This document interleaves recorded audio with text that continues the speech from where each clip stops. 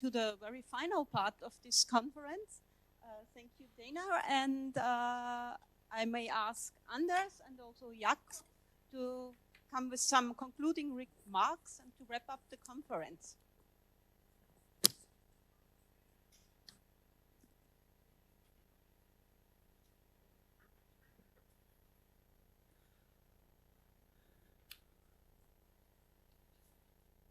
Is the microphone on? Working? Very good. Jakob Granit from the Swedish Marine and Water Agency and myself from the Norwegian Environment Agency. We have been given the impossible task of summing up 2.5 days of a very interesting conference with more than 70 presentations as far as we could see. And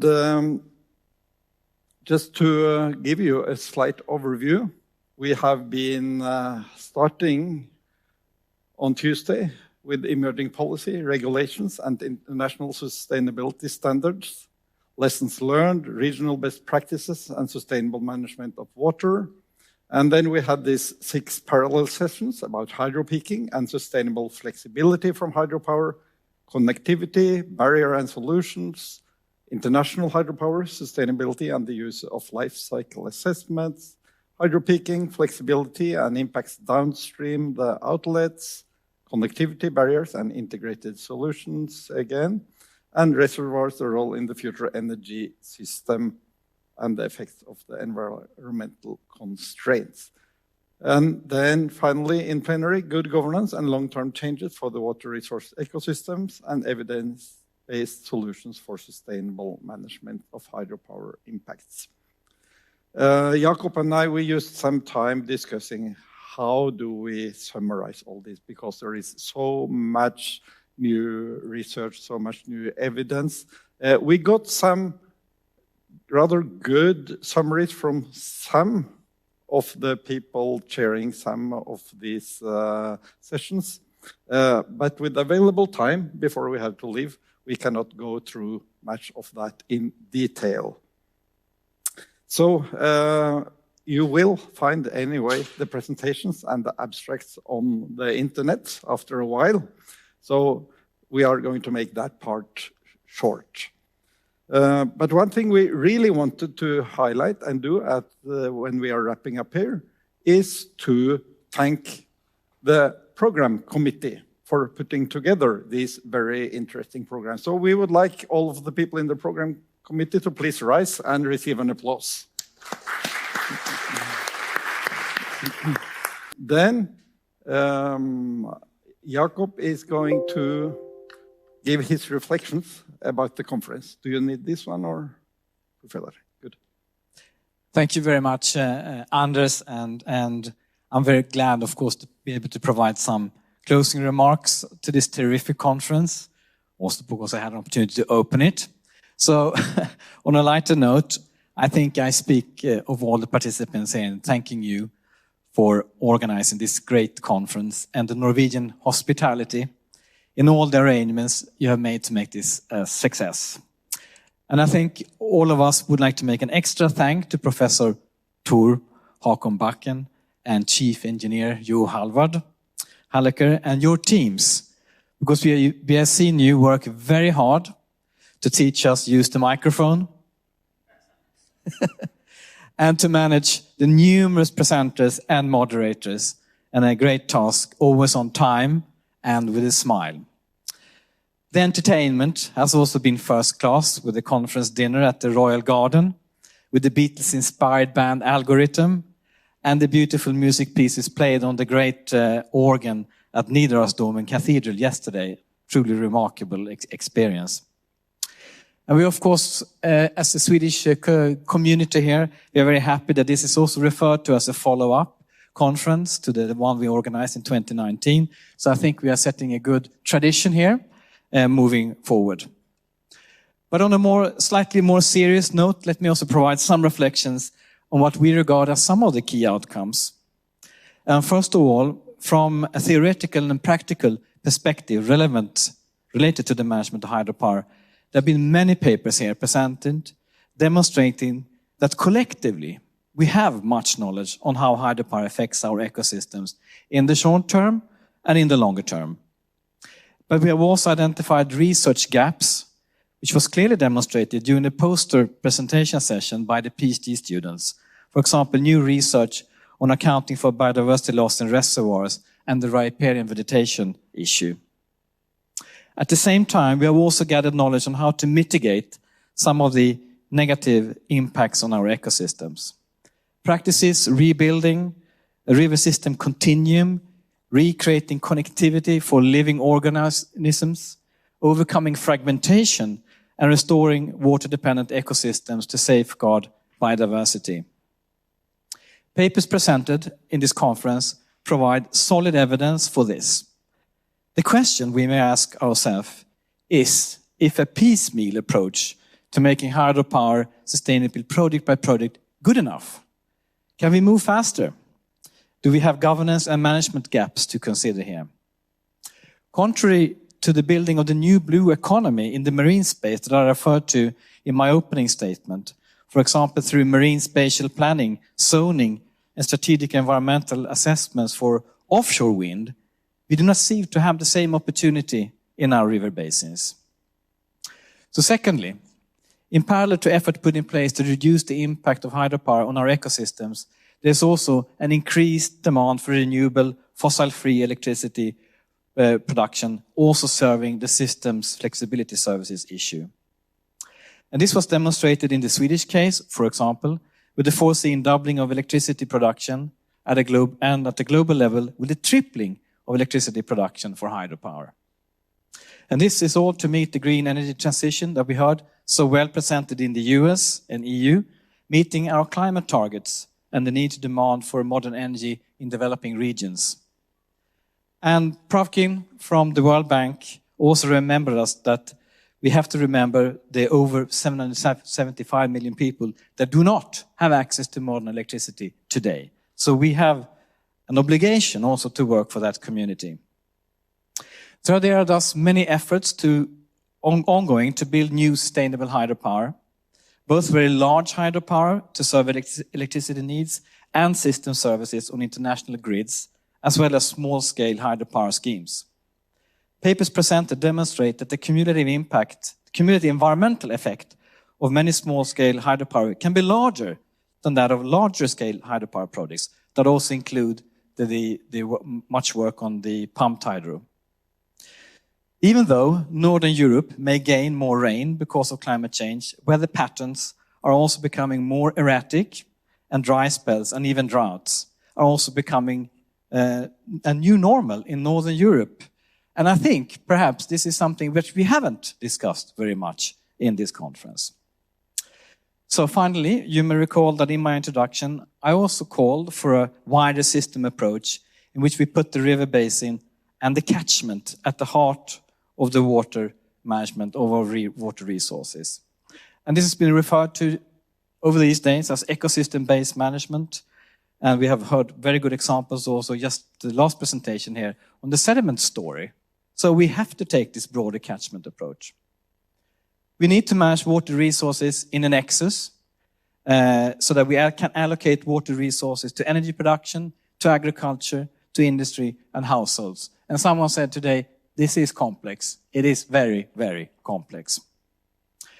It seems from several papers in this conference that we may ask ourselves if we are really successful in achieving that approach.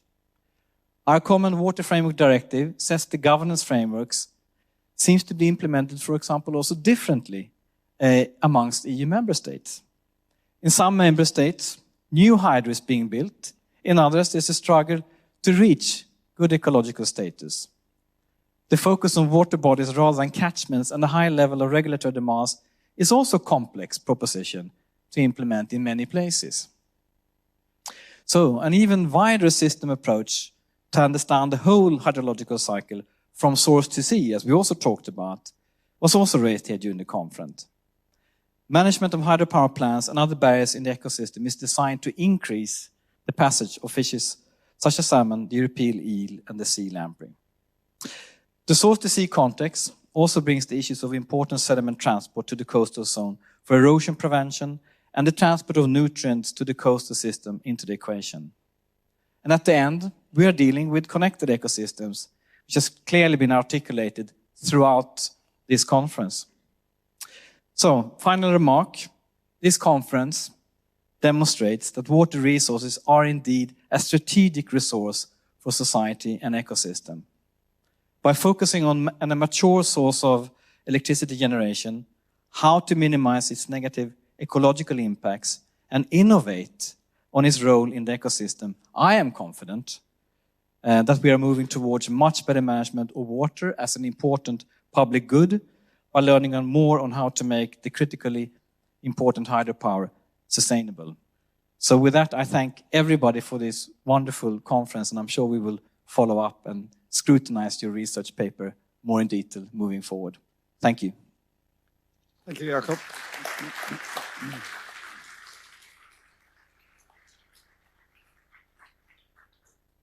And now, just as the final, what just happened here?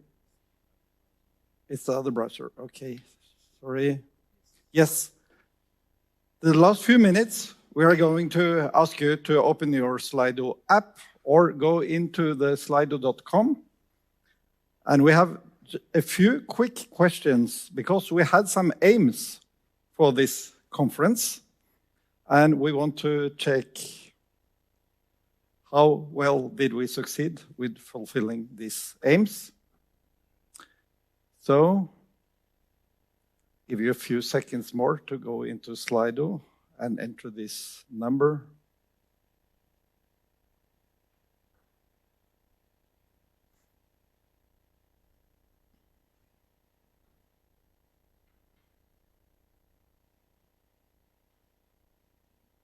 Okay, I think we'll go for the first poll now.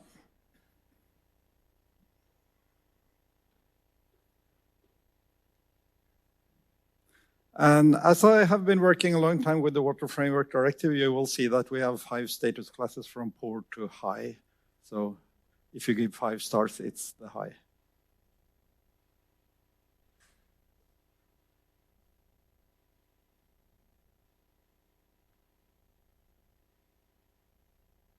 Okay. I counted it between 80 and 90 people here, so we're getting close to a rather good coverage.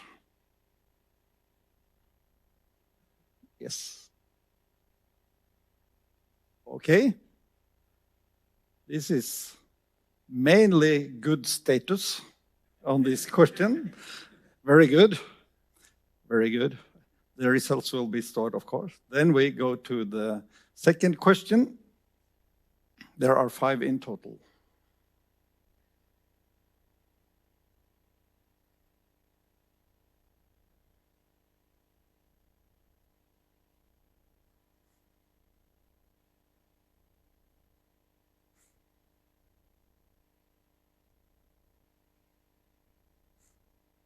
We'll let it pass 80-something. Okay, this is quite evident that most participants think this has been a good arena for sharing new knowledge tools and best practice examples for successful mitigation measures. Very good.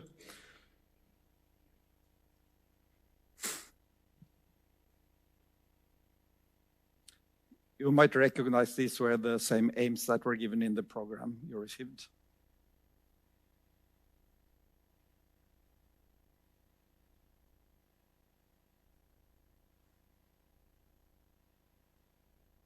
Of course.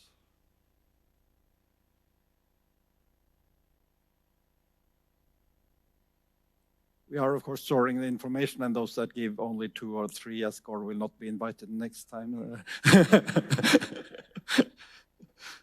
Oh, we're more than 90 people. I counted wrongly. Very good. This was a bit more distributed, but still the main group of people said that it was in moderate or good status. Most people scored for good status and some in high. Yeah. Then we go to the fourth. the networking, maybe even the weather helped us there.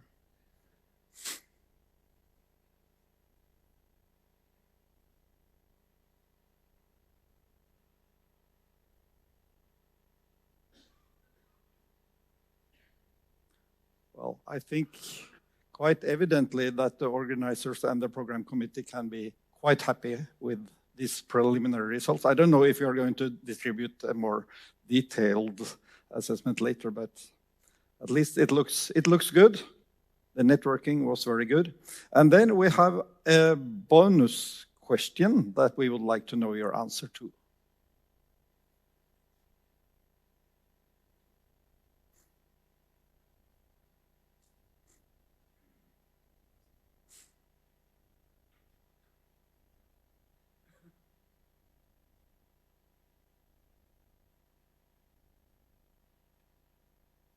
Okay, that's also quite strong wish to come back to a similar conference. And that means I'm giving the word over to Gisela. Yeah, thank you. So it's good to see this. Closer. It's good to, I did not learn it, yeah.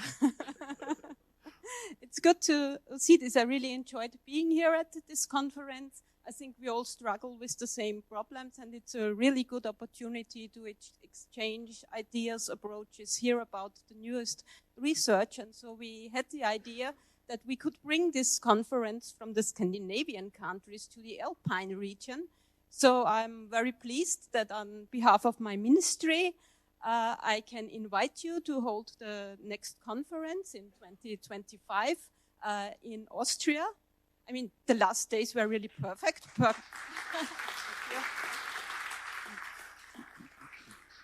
I would also say thank you to all the fantastic helpers, the technical people, and first of all to Lennart that has handled this so very smoothly. You're first of all a talented scientist, but you did this so nice. Thank you, Lennart.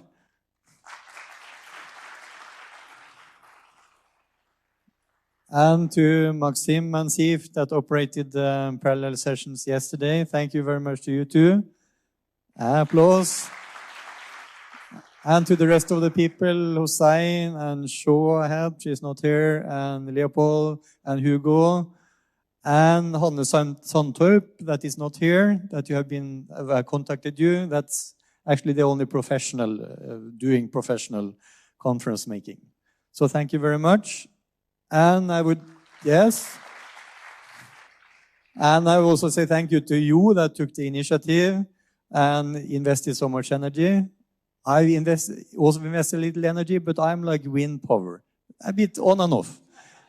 But you have so much energy, you are nuclear power, you.